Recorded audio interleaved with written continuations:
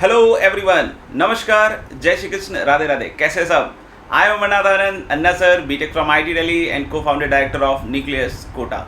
तो मेरे ख्याल से आप सभी बच्चे बहुत मस्ती से पढ़ाई कर रहे होंगे और कोशिश कर रहे होंगे कि अपने जो ड्रीम्स है, अपने जो लक्ष्य हैं, अपने जो एम है, अपना जो गोल है, उसको अच्छी तरीके से अचीव करें। जो भी हमने मन में सपना देखा है उस तक पहुँचें, उस ड्रीम के करीब तक पहुँचें, उसको क्रैक करके ले जाएं। तो जिन बच्चों ने IIT JEE का सपना देखा है तो डेफिनेटली उसकी हेल्प मैं यहाँ से इस चैनल के माध्यम से भी कर रहा हूँ।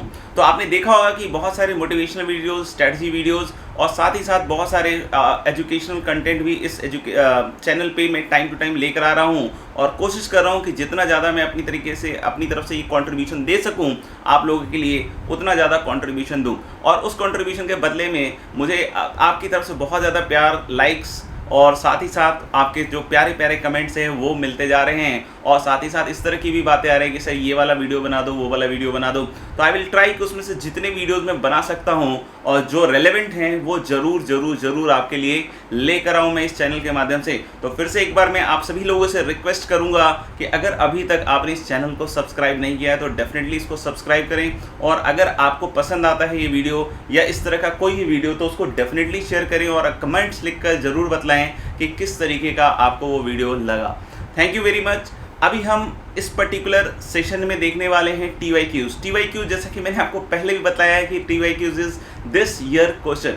दिस ईयर क्वेश्चन में हम लोग क्या कर रहे हैं बच्चों, तो आपको पता होगा कि इस साल 2 अटेम्प्ट JEE मेंस के ऑलरेडी हो चुके हैं और उन दोनों अटेम्प्ट्स में जो भी सवाल आए हैं उसको मैं टॉपिक वाइज सेग्रीगेट करके आप सभी लोगों को करवा रहा हूं। तो उसी क्रम में आज का जो वीडियो है that is about function and ITF।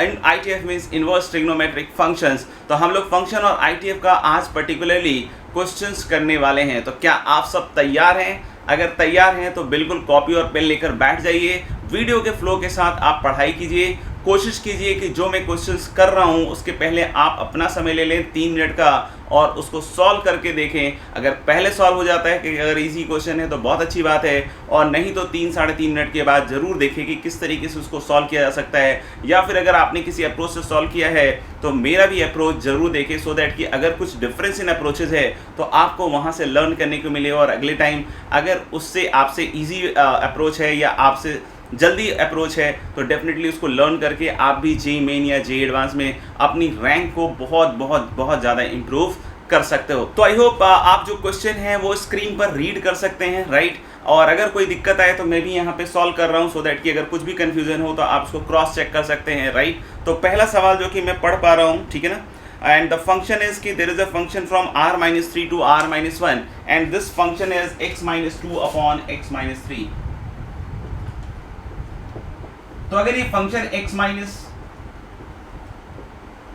तो दोस्तों अगर ये फंक्शन क्या है, ये फंक्शन क्या है x-2 अपॉन कितना है x-3, और हम इसका क्या निकालने वाले हैं आगे चल के इन्वर्स। देख सकते हो जो लास्ट इक्वेशन बनी है that is f inverse x plus क्या g इन्वर्स x, यानी कि इसका इन्वर्स निकालना पड़ेगा। तो वैसे तो मैंने लेक्चर्स में हमेशा सिखाता हूं कि आपको चेक करना चाहिए कि इन्वर्स एग्जिस्ट करेगा या नहीं करेगा, बट ये जो क्वेश्चन है इसका डोमेन और देख सकते हैं को डोमेन जो दिया हुआ है और जो फंक्शन का रेंज और डोमेन निकालेंगे वो मेरे ख्याल से कहीं कोई दिक्कत नहीं है, क्योंकि इसका भी जो रेंज होगा दैट इज r-1 और को डोमेन भी वैसा ही दिया है। तो आई डेफिनेटली कैन अंडरस्टैंड कि the function is onto, और 1 कैसे है क्योंकि ये लीनियर अपॉन लीनियर है तो डिफरेंशिएट कीजिएगा तो इधर इट विजिबली ये इंक्रीजिंग कर्व और डिक्रीजिंग कर्व, यही दोनों में से कोई आता है तो डेफिनेटली ये 1 भी हो गया। तो बाइजेक्टिव के हिसाब से कहीं कोई दिक्कत नहीं है। तो ऑलवेज हाँ, मतलब अभी देख सकते हो वैसे तो ऑप्शन में ऐसा कोई ऑप्शन नहीं है कि डज नॉट एग्जिस्ट या कुछ इस तरह की बात नहीं है। तो यहाँ पे आप श्योर हो सकते हो कि हाँ यार इन्वर्स एग्जिस्ट कर ही रहा होगा अगर क्वेश्चन को सही होना है तो अब हम आगे देखते हैं कि एक फंक्शन gx भी दिया हुआ है and this function gx is what 2x minus 3। अब अगर हम इन दोनों के इन्वर्स को ऐड करें तो इन्वर्स निकालने का सिंपल फंडा है कि आप x को इन टर्म्स ऑफ क्या लिखे दोस्तों y। तो अगर आप x को इन टर्म्स ऑफ y लिखने की कोशिश करेंगे तो हम लोगों ने क्या किया है कि इसको y मान लिया है। अब जस्ट से क्रॉस मल्टीप्लाई करोगे दोस्तों तो x-2 equal to yx minus 3y, x-2 equal to yx minus 3y, और यहां से अगर मैं x निकाल के देखूं तो x मुझे दिख रहा है कितने के बराबर दोस्तों 3y minus 2 upon y minus 1। क्या दिख रहा है मुझे 3y माइनस 2 और अपॉन क्या दिख रहा है y माइनस 1। ऐसे ही अगर हम इसको भी निकाल के देखें तो मुझे लग रहा है कि x इक्वल टू आ जाएगा y प्लस 3 अपॉन 2। तो हमें पता होना चाहिए कि इनवर्स निकालने के लिए लास्ट स्टेप में x और y को क्या करना होता है, interchange, and that is a very very very simple step. तो अगर हम x और y को दोस्तों इंटरचेंज करते हैं तो ये f इनवर्स x हो जाएगा, और अगर हम g इनवर्स x निकालने की कोशिश करेंगे दोस्तों तो ये हो जाएगा x plus 3 upon 2 and this is given to be 13 upon 2। Now let us take LCM of these two। तो LCM लोगे तो मुझे लग रहा है 6x minus 4 plus x square plus हम लोग बोल सकते हैं यहां से कितने के बराबर आएगा दोस्तों, 3x minus x is 2x minus 3 equal to 13x minus 13। ये कैलकुलेशन आप खुद से भी करके देख सकते हैं। मेरे ख्याल से आप देख सकते हैं एलसीएम वगैरह लेकर। तो यहां से मुझे लग रहा है कि ये बनेगा एक्स स्क्वायर और ये 6 2 8 तो माइनस 5x, और फिर मुझे लग रहा है कि 4 और 3 7 और प्लस क्या हो जाएगा 6 इक्वल टू 0।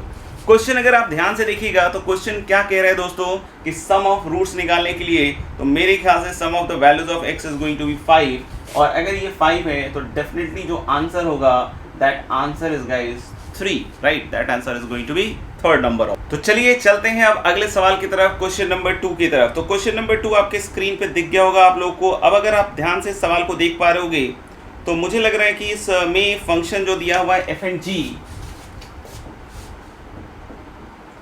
ये दोनों ही function natural number to natural number, ये दोनों ही फंक्शन कहां से कहां तक है, natural number to natural number. और साथ ही साथ देखोगे तो ये थोड़ा सा आपको अगर लाइट दिख रहा है तो देख लीजिएगा, this is F of N plus 1 equal to F N plus F 1,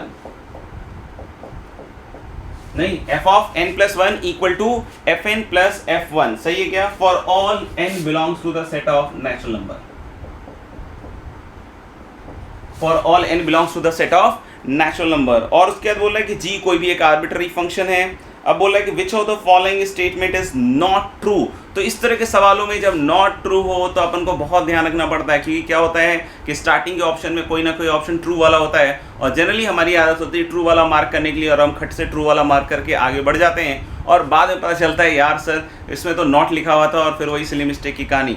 तो जब भी नॉट ट्रू जैसे सवाल आए हैं तो हमेशा कोशिश कीजिए कि verify each and every option so that कि you can go to the right conclusion. ऐसा नहीं कि एक ही किसी ऑप्शन को चेक करके आंसर देकर आगे निकल लीजिए। तो अब हम क्या करने वाले हैं इस पर्टिकुलर क्वेश्चन में कि हम पहले फंक्शन के बारे में बात करने वाले हैं। जैसे अगर आप n इक्वल टू 1 रखोगे दोस्त तो f2 कितना आ जाएगा, f1 plus f1 that is twice f1, f1 plus f1 twice f1। ऐसे अगर आप 2 रखोगे तो f3 कितना हो जाएगा, नाउ 2 रख रहे हैं तो 3, और ये f2 प्लस f1, f2 खुद 2f1 है तो 2f1 प्लस f1 क्या हो जाएगा 3f1। तो आपको ऐसा फील आ रहा है क्या कि अगर मैं ऐसे ही लिखता गया तो fn किसके बराबर आएगा, n टाइम्स f1, fn किसके बराबर आएगा, n टाइम्स f1। अब इसमें बोल रहे हैं f of g is 1 1, f of g अगर 1 1 है तो यानी कि हम लोग बोल रहे हैं कि f of g of x1 equal to f of g of x2। नहीं, हम लोग बोलेंगे कि अगर ये 1 1 है तो जैसा कि आप बोल रहे हैं कि g इज 1 1, तो हमें चेक करना है कि ये रिलेशन ट्रू है या रॉन्ग है। तो आप देख सकते हो कि ये फंक्शन खुद 1 1 है कि नहीं, बोलो, ये फंक्शन खुद 1 1 है। तो अगर ये फंक्शन खुद 1 1 है तो यानी f अगर 1 1 है तो दोस्त मेरे g of x1 equal to g of x2 होगा, क्योंकि आपने पढ़ा होगा कि इफ अ फंक्शन f is 1 1 तो f of x1 equal to f of x2 implies x1 equal to x2 as well as converse, कि x1 equal to x2 of course implies f of x1 equal to f of x2। तो जैसे कि आपको पता है कि function f यहाँ से दिख रहा है कि this function is a 1 1 function, तो अगर ये फंक्शन दोस्त 1 1 फंक्शन है तो हम लोग यहाँ से सिंपल बोल सकते हैं कि f अगर 1 1 होगा तो हम लोग बोल सकते हैं this must be equal to this. क्यों? क्योंकि अगर f अगर 1 1 फंक्शन है तो f of y1 equal to f of y2 implies y1 equal to y2। अब एक चीज का और ध्यान रखिएगा कि g को यहाँ 1 1 होना पड़ेगा तभी x1 इक्वल टू x2 होगा, नहीं, क्योंकि overall function f of g के बारे में क्या कहानी गई है कि f of g is a 1 1 function. तो f ऑफ g अगर 1 1 फंक्शन होगा तो एंड रिजल्ट मुझे x1 इक्वल टू x2 मिलना चाहिए था। अगर हमें एक्स एंड रिजल्ट जो है x1 इक्वल टू x2 मिलना चाहिए था, तो वो तो तभी मिल पाएगा ना जब x1 इक्वल टू क्या होगा, x2। मतलब समझ में आ रही है क्या बात? यानी कि g को भी इसके बाद क्या होना पड़ेगा, 1 1। अब बोल रहा है कि अगर f is onto then n fn is n, तो ऑफ कोर्स हम लोग बोलें कि fn को n होना पड़ेगा अगर f ऑन टू है। तो आप बोलोगे सर ऐसा क्यों, 2n हो जाए तो 2n हो जाए तो ऑन टू नहीं होगा, क्योंकि आप देख सकते हैं कि जब रेंज लोगे तो आपको 2 के मल्टीपल में सब चीज़ें मिलेंगी। समझ में आ गया? जबकि यहाँ पे कोडोमेन किसके बराबर है दोस्त मेरे, कोडोमेन कैपिटल N है, नेचुरल नंबर है। तो यानी कि अगर आपने F12 ले लिया तो ऑन टू नहीं हो पाएगा। क्यों? क्योंकि इसके रेंज में जो आएगा इवन जो भी है इंटीजर्स आएंगे, यानी कि पूरा नेचुरल नहीं आएगा। कोडोमेन इक्वल टू रेंज वाली कंडीशन फुलफिल नहीं होने वाली है, राइट। अब तीसरे पार्ट पे आते हैं। तीसरे पार्ट पे अगर हम लोग बात करें कि क्या F11 है, तो डेफिनेटली हम लोग बोल सकते हैं, देख के बोल सकते हैं, बिल्कुल महसूस कर सकते हैं कि जो ओरिजिनल फंक्शन निकाला था अभी थोड़ी देर पहले यूज भी किया है, that is going to be what, 1 1। अब बोल रहे हैं if g is onto then f of g is 1 1। अगर g ऑन टू है, ठीक है ना, तो f of g is going to be 1 1। तो मेरे ख्याल से यही जो होगा वही मेरे ख्याल से गड़बड़ होगा, क्योंकि अगर f ऑफ g 1 1 है, f 1 1 है, तो ये सही होगा, ठीक है। तो इसका g ऑन टू से कोई लेना देना नहीं है। समझ में आएगा? तो मेरे ख्याल से this is going to be a wrong option. तो मेरे ख्याल से this is going to be a wrong option, right. तो चलिए मूव करते हैं अगले सवाल पे, क्वेश्चन नंबर 3 पर। क्वेश्चन नंबर 3 मेरे ख्याल से आपको स्क्रीन पर दिख गया होगा। क्वेश्चन क्या कह रहे हैं कि there is a set A 1 2 3 till 10। तो मैं इसको जरा बना देता हूं।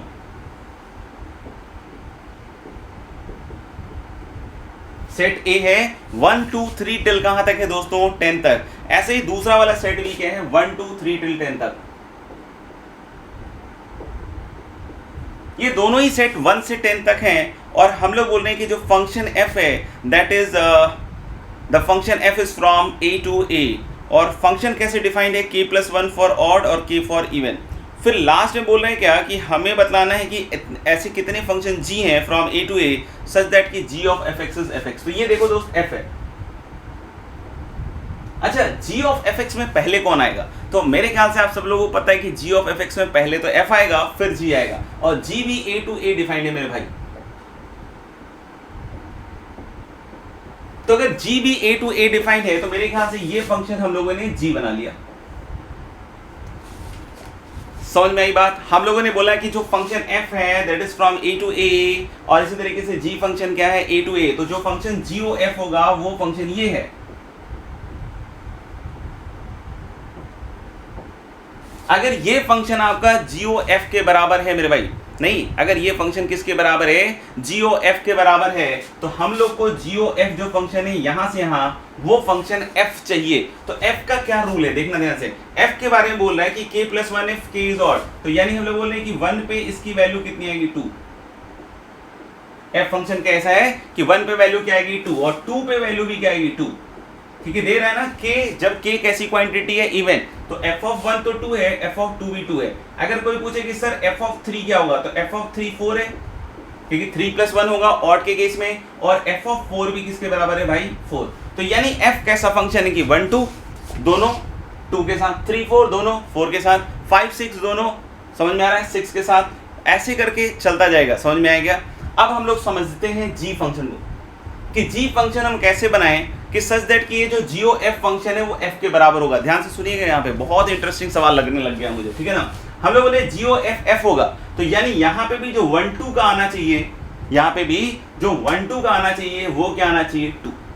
यहाँ पे भी, क्योंकि देखो फाइनली ये जो फंक्शन g है इसकी मैपिंग f जैसी होनी चाहिए। समझ में आ रही बात? तो अगर इसकी फंक्शन f जैसी होनी चाहिए तो f कैसे बिहेव कर रहा है कि 1 2 का 2, 3 4 का 4, 5 6 का 6। तो यानी ये जो 1 2 से 2 आया है ये सीधा सीधा 2 2 को मैप करेगा। अब देखना, अब क्या हुआ कि जो g फंक्शन है, क्या है, g फंक्शन है, उसमें 1 और 2 दोनों का इमेज 2 आएगा।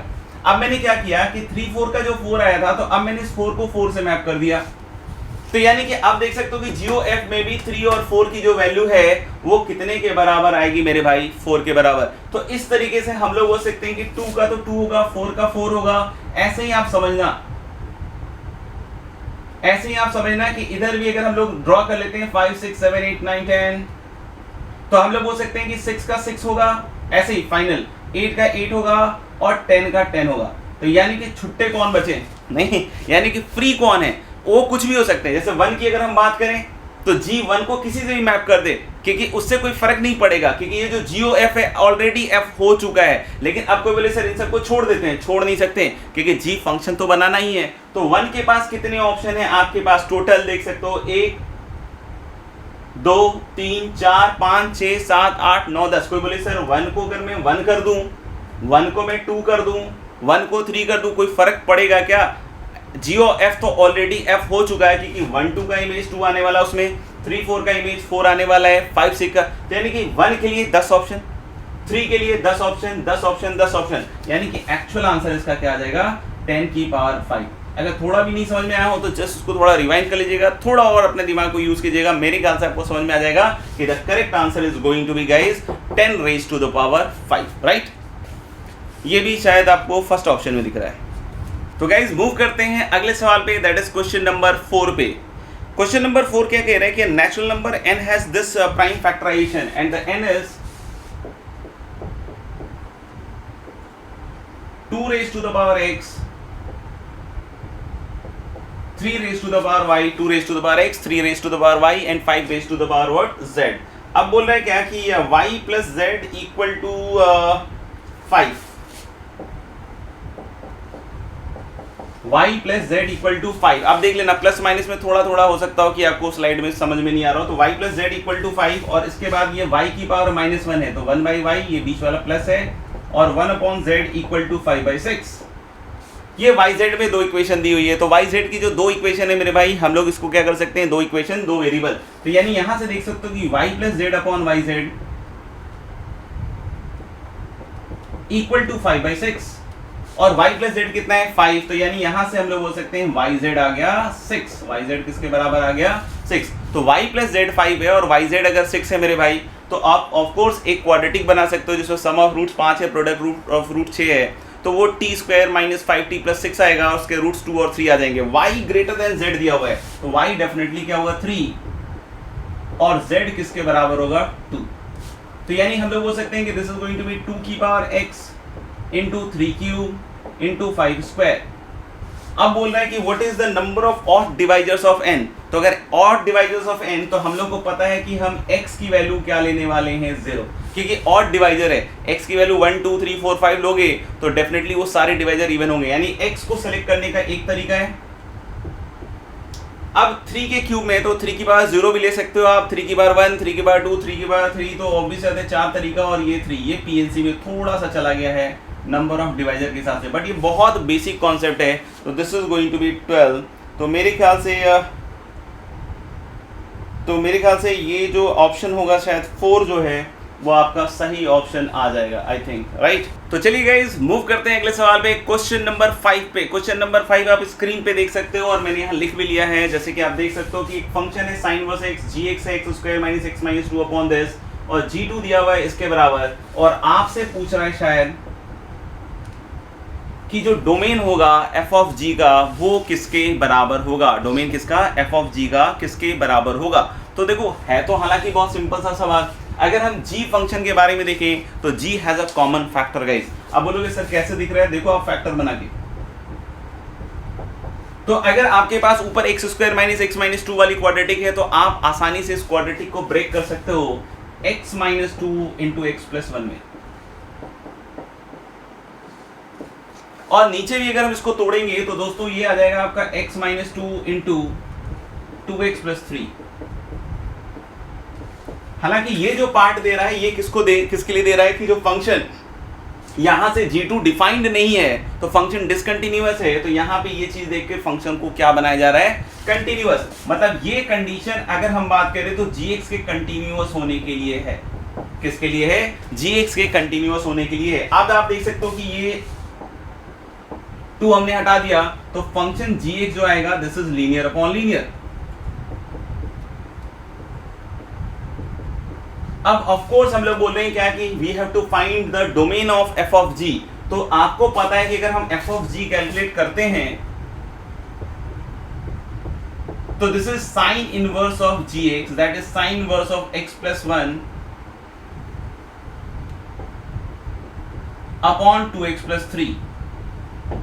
तो अल्टीमेटली आपके पास कंडीशन क्या आने वाली दोस्त कि x+1 ओवर 2x+3 किसके बीच में आ जाए, -1 से 1 और उसके बीच का x चाहिए। तो अब अगर कोई निकाले तो इसमें कंडीशन ऐसी बनेगी, अगर मैं बात करूं, देखना यहाँ पे कि modulus of x+1 upon 2x+3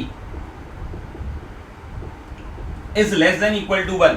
अगर दोनों साइड स्क्वायर कर लो तो देख सकते हो कि x स्क्वायर, मतलब देख सकते हो ना कि क्रॉस मल्टीप्लाई हो जाएगा,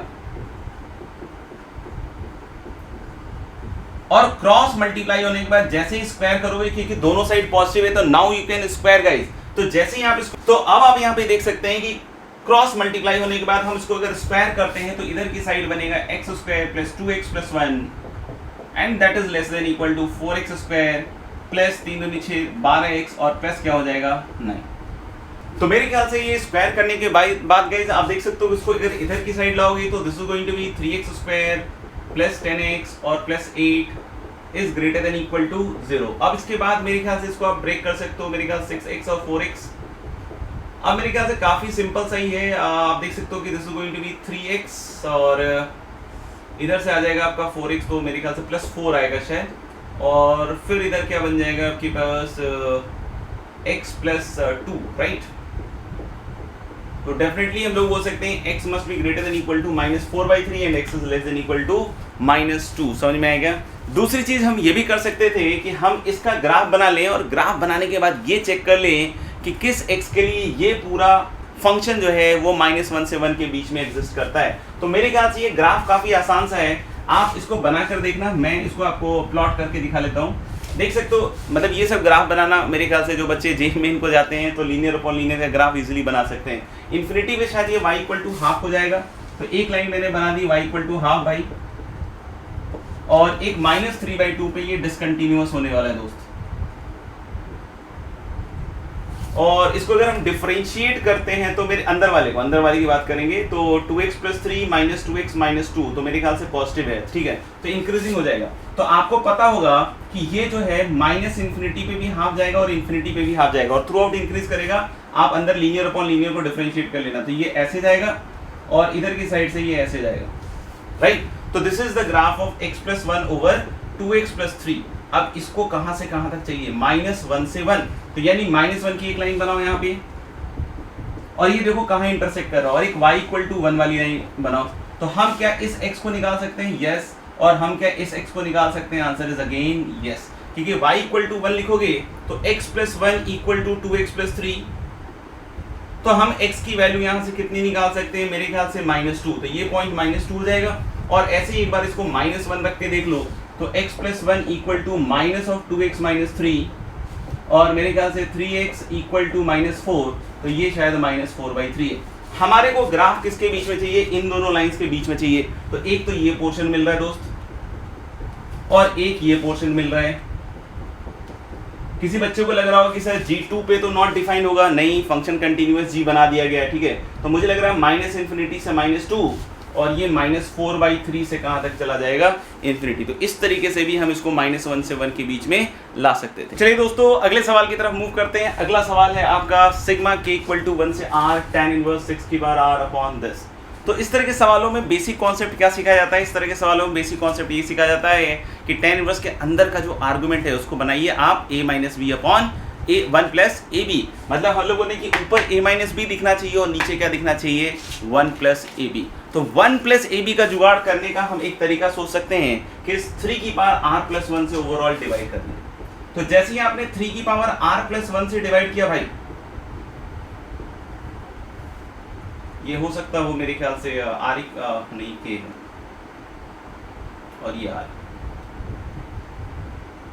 तो हम लोगों ने कि अगर हम लोग r इक्वल टू 1 से और ये कहां तक जा रहा है, k तक जा रहा है, तो आप देख सकते हो कि this is going to be tan inverse of 3 की पावर 2r + 1 निकालोगे तो यहाँ 1 बच जाएगा। तो 1 + ab का थोड़ा थोड़ा कुछ आने लग गया होगा, एंड दिस इज 2/3 की पावर 2r + 1, और ऊपर 3 की पावर 2r + 1 से इसको डिवाइड करोगे तो दिस इज 2 की पावर r इंटू 3 की पावर r अपॉन 3 की पावर 2r + 1। तो अब आप यहाँ पे देख सकते हो कि ये जो मैनिपुलेशन है ये क्या दे रहा है, सिग्मा r इक्वल टू 1 से k एंड tan इनवर्स, आप देखना है एक 3 की पावर r कट जाएगा तो दिस इज 2 की पावर r अपॉन 3 की पावर r + 1। और नीचे जो है इसको ए बी में तोड़ना है, ए इंटू बी। तो जब आप a इंटू बी में तोड़िएगा तो ये इस तरीके से तोड़ सकते हैं 2/3 की पावर r इंटू 2/3 की पावर r+1 गाइस। अब बोलोगे सर ये क्या हो गया सेट? Answer is yes. मैंने बार बार बोला है कि जब भी इस तरह के सवाल डिफरेंस वाले आ रहे हों, यानी कि tan इनवर्स के आर्गुमेंट वाले, तो हम कैसे बनाएं? tan inverse of a minus B upon 1 plus A B, और डिनोमिनेटर अगर आपने सही सेट कर दिया तो ऊपर अपने आप ही सेट हो जाएगा। यानी कि अगर आपने ये सही लिखा है ए बी, तो ये जो एक्सप्रेशन है ऊपर वाला, ये डेफिनेटली किसके बराबर होगा? पहले बड़ा फिर छोटा। तो हम लोग ज्यादा पावर तो छोटी क्वांटिटी, तो 2/3 की पावर r माइनस 2/3 की पावर r+1। अब कोई पूछ सकता है कि सर जनरली ये इसके बराबर होगा क्या? तो आंसर इज यस बेटा। आप देखो इन दोनों से 2/3 की पावर r बाहर निकाल लो, तो जब आप 2/3 की पावर r बाहर निकाल लोगे इससे, तो अंदर क्या बनेगा? 1 माइनस 2/3, और 1 माइनस 2/3 इज व्हाट? 1/3। यानी आप देख रहे हो ना कि 2/3 की पावर r और अंदर 1/3 आएगा, तो दिस इज एक्चुअली 2 की पावर r/3 की पावर r+1। अब इसके आगे मेरे ख्याल से कुछ खास नहीं है। इसके आगे हम लोग क्या कर सकते हैं? इस चीज को तोड़ के लिख सकते हैं कि SK इक्वल्स नहीं, SK equals sigma r equal to 1 से k, and this is tan inverse of 2/3 की power r minus of tan inverse of 2/3 की पावर r+1। नहीं, tan इनवर्स ऑफ 2/3 की power r minus tan inverse of 2/3 की power r+1। अब जब r की value आप रखना चालू करेंगे दोस्त, तो ये शायद मुझे लग रहा है tan इनवर्स ऑफ 2/3 बचेगा एक, तो ठीक है। और उसके बाद हम लोग बोलेंगे कि ये ऐसे कैंसिल आउट होगा, आप रख के देख लेना, ठीक है ना। लास्ट में बचेगा tan इनवर्स ऑफ 2/3 की पावर k+1, नहीं 2/3 की पावर k+1। अब जैसे जैसे आप इसको k को इंफिनिटी की तरफ ले जाओगे, तो मुझे लग रहा है कि अल्टीमेटली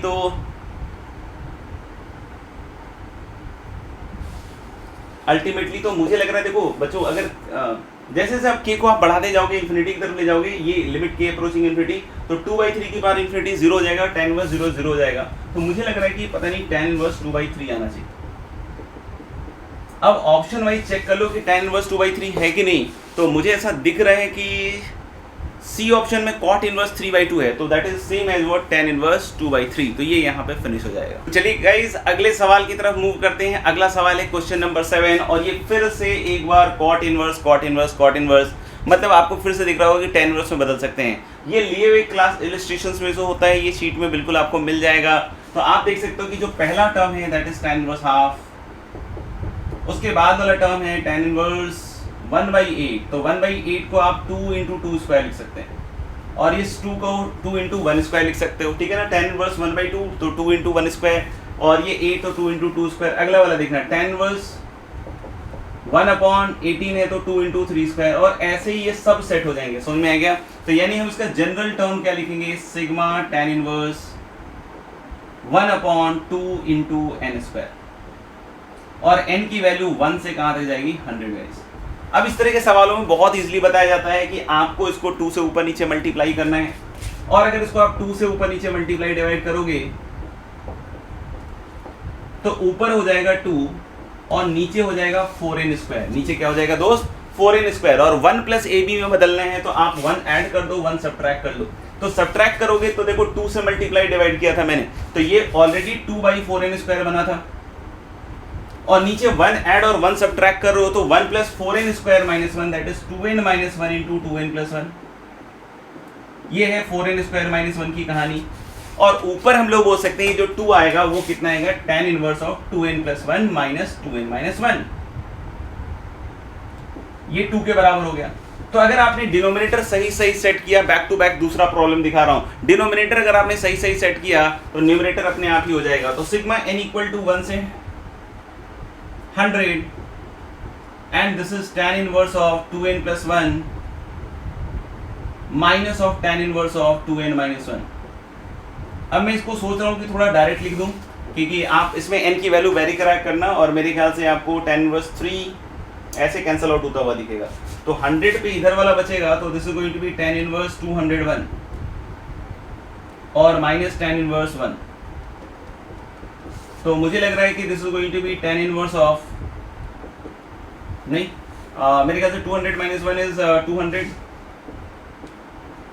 और नीचे शायद 202, 1 प्लस 201 तो दैट इज 202। तो 2 से कटेगा तो दिस इज 100/101 और ये कॉट इनवर्स है, तो कॉट इनवर्स है तो उल्टा हो जाएगा, तो 1.01। तो 1.01 भी मेरे ख्याल से ऑप्शन ए में आपको दिख रहा होगा, तो that is going to be option A. तो चलिए दोस्तों अगले सवाल पे मूव करते हैं। This question is tan inverse of x + 1 upon plus this equal to this much. तो इस तरह के क्वेश्चंस भी बहुत सारे करवाए जाते हैं कि आपको सॉल्व करना और आपको उस पर प्रैक्टिस कराना बार बार होता है, ठीक है ना। इस तरह के क्वेश्चन में हमेशा बताया जाता है कि एज अ ट्रिग्नोमेट्रिक इक्वेशन आप बढ़ें, और ट्रिग्नोमेट्रिक इक्वेशन आगे बढ़ते वक्त θ1 + θ2 टाइप वाली चीज पे अपन को फोकस करना पड़ेगा। तो मैं इसको ऐसे लिख देता हूँ tan इनवर्स x + 1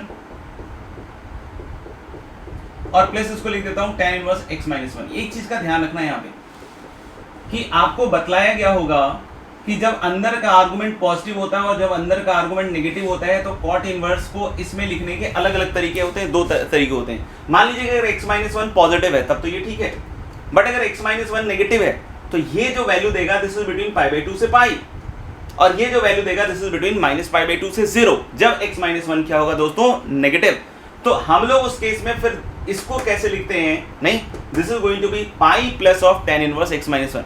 तो आप सोचना है कि इधर it is going to be this expression और this is going to be pi plus of this expression depending upon x - 1 is positive और नेगेटिव। लेकिन अब हमको पता है कि इसके आगे हम क्या करने वाले हैं, इसको θ1, इसको θ2 और इसको θ3 मानते हुए दोनों साइड tan लेने वाले हैं। तो अगर पाई प्लस भी लिखा हो तो जब आप tan लीजिएगा दोस्त तो कोई भी डिफरेंस होगा नहीं। सपोज कर लो कि ये x - 1 पॉजिटिव था तो ये इक्वेशन आएगी, दोनों साइड tan लो, कोई दिक्कत नहीं। अब हम लोग बोले कि अगर मान लो पाई प्लस था तब भी tan लोगे तो tan pi plus θ1 + θ2 is again tan θ1 + θ2। तो इसलिए मैं अभी इसको हटा देता हूं। इसमें एक चीज मैंने बतलाया था बार बार सॉल्व करते वक्त कि आपको फाइनली इक्वेशन में x की वैल्यू रख के जरूर चेक करना चाहिए कि वो सेटिस्फाई कर रहा है कि नहीं कर रहा है, इसी सब वजह से। तो जब हम tan लेंगे तो ये कितना आएगा, tan θ1 plus tan θ2 upon 1 minus tan θ1 tan θ2 equal to tan θ3। अब आप देखना tan θ1 is x + 1, this is x - 1, so ऊपर आ जाएगा 2x काट के लिख रहे हैं और नीचे आएगा 1 minus x + 1 into x - 1 is x² - 1, तो minus x² + 1 and this is 8/31 guys. तो दिस इज 4 टाइम्स और क्रॉस मल्टीप्लाई कर लोगे तो मुझे लग रहा है कि 31x equal to 62 8 minus 4x²। तो मुझे लग रहा है कि इसको इधर लाके सॉल्व कर लीजिए आप, तो 4x² plus 31x minus 8 equal to 0। तो ये 32 दिख रहा है तो इसको हम 32x और माइनस x में तोड़ सकते हैं 31x को। तो मुझे लग रहा है कि एक तो x की वैल्यू -8 आ रही है और दूसरी वैल्यू मुझे लग रहा है कि 4x और तो शायद 1/4 लग रहा है, शायद देख लो एक बार। तो मेरे ख्याल से तो यही लग रहा है, ठीक है, -8 एंड 1/4। अब वैसे तो देखा जाए देखो ऑप्शन में 1/4 शायद नहीं है, तो ऑफ कोर्स हम लोग बोले कि सिर्फ एक पॉसिबल ऑप्शन है -8, तो ये सही होगा, बाकी ये रिजेक्ट होगा। लेकिन इसको देना चाहिए था, तो बच्चों के मन में कंफ्यूजन हो सकता था, लेकिन 1/4 एक्चुअली रिजेक्ट होगा। बोलोगे सर क्यों, क्योंकि देखो 1/4 में ये क्वांटिटी कैसी होगी, नेगेटिव नहीं। तो अगर ये नेगेटिव होगी तो ये देख लो 1/4 रख के देख लो तो ये नेगेटिव, तो इसका मतलब ये π/2 से पाई आएगा और ये 1/4 के कोरस्पॉन्डिंग 0 से π/2 आएगा। तो इन दोनों का सम तो π/2 से बड़ा होगा, लेकिन ये क्वांटिटी जो राइट हैंड साइड की है π/2 से छोटी होगी, तो 1/4 एक्चुअली तो क्या रिजेक्ट भी हो जाएगा, राइट। तो गाइस चलते हैं अगले सवाल की तरफ। अगला सवाल है cosec of 2 cot inverse 5 plus cos inverse 4 है। तो इस तरह के सवाल भी आपको क्लासेस में होते हैं, प्रैक्टिस होती है, इस पे शीट्स वगैरह में भी प्रैक्टिस होती है और बार बार बतलाया जाता है कि आप इसको कोशिश करें कि tan इनवर्स में बदल लें, क्योंकि ये tan inverse x plus tan inverse y वाले फॉर्मूले में आसानी से बदल जाएगा। तो मुझे लग रहा है कि ये tan इनवर्स में अंदर वाले को बदलेंगे तो ये मुझे लग रहा है 3/4 हो जाएगा, राइट। और इसको tan इनवर्स 1/5 लिखोगे तुम और 2 tan इनवर्स 1/5 का फॉर्मूला लगाओगे, क्योंकि आपको पता है कि अगर हम 2 tan इनवर्स x लिख रहे हैं तो x अगर -1 से 1 है तो that is tan inverse 2x upon 1 minus x²। तो यानी कि कितना हो जाएगा tan इनवर्स 2x मतलब हो जाएगा आपका 2 × 1/5 और upon 1 minus x square that is 1 minus 1 upon 25. So this is going to be tan inverse of, मुझे लग रहा है कि ये जाएगा ऊपर तो 5 दूनी 10 और बटा 24 तो 5/12 लग रहा है. अब इसमें क्या फॉर्मूला लग जाएगा tan inverse x plus tan inverse y, नहीं तो tan inverse x plus tan inverse y x into y less than 1 दिख रहा है मुझे, तो सीधा सीधा मैं बोलूंगा tan इनवर्स इन दोनों का सम.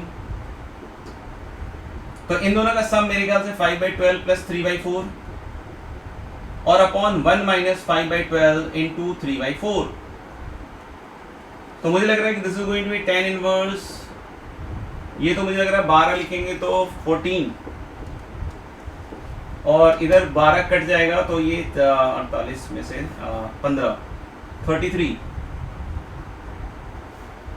राइट. देख लीजिए एक बार, और ऊपर एक 4 और आएगा तो tan इनवर्स 56 अपॉन 33.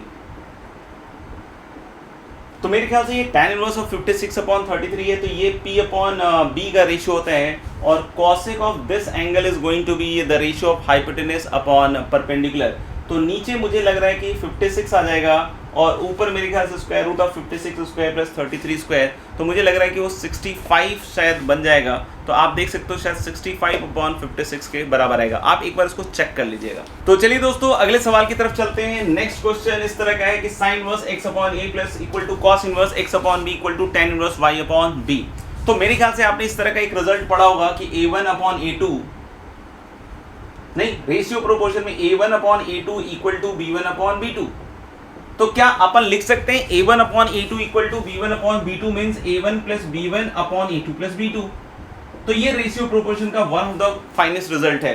तो हम इसको यूज कर सकते हैं इन दोनों पे, क्योंकि आप देख सकते हो कि इन दोनों का जो सम होगा that is going to be π/2. तो हम लोग लिख सकते हैं कि this ratio must be equal to sine inverse x plus cos inverse x that is π/2 और नीचे क्या आएगा a प्लस b.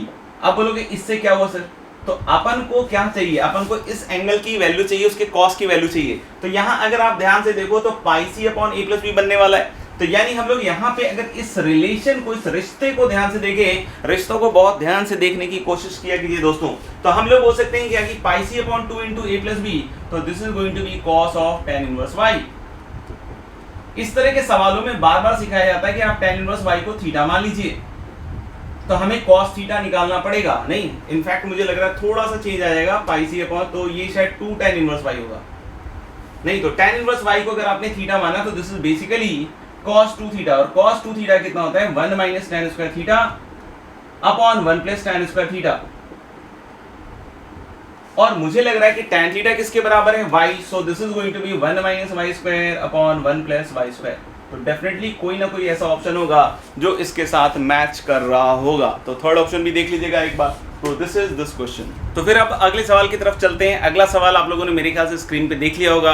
अगर कुछ कंफ्यूजन हो साइन वाइन में तो आप यहाँ पे इसको आसानी से देख सकते हैं. क्वेश्चन क्या कह रहा है दोस्त कि ये 1 दिया हुआ है, ये 2 दिया हुआ है, a plus alpha b plus beta, और हमारे को ये एक फंक्शनल इक्वेशन दी हुई है. तो जो बच्चे मेहनत कर रहे होंगे तो उनको समझ में आ रहा होगा कि फंक्शनल इक्वेशन टाइप की भी चीज़ पढ़ाई जाती है. तो फंक्शनल इक्वेशन में इस तरह के क्वेश्चन में आपको साफ साफ बतलाया जाता है एक चीज़, ठीक है ना. बहुत बार क्या है कि ऐसा देख के थोड़ा सा चेंज बच्चा घबरा जाता है, वहाँ पे छोड़ देता है कि पता नहीं क्या होगा. करना वही है कि हम लोग यहाँ पे x की जगह क्या रिप्लेस करते हैं 1/x. तो मेरे ख्याल से सारे बच्चों को याद आ गया होगा कि x की जगह 1/x करते हैं तो this is a times f of 1/x plus alpha times fx equal to b/x and plus beta x. अब दोनों इक्वेशन को जोड़ दीजिए. तो जैसे ही जोड़िएगा तो यहाँ देखिएगा a into fx plus f of 1/x और प्लस इन दोनों को जोड़िएगा तो अल्फा इंटू fx और plus f of 1/x. Right hand side भी देखिए बहुत मस्त होने वाला है. तो इन दोनों को जोड़िएगा तो b into x plus 1/x और plus beta into 1/x plus x. तो क्या बच्चों आपको यहाँ पे दिख रहा है कि इन दोनों से fx प्लस 1/fx कॉमन आएगा तो बचेगा a प्लस अल्फा.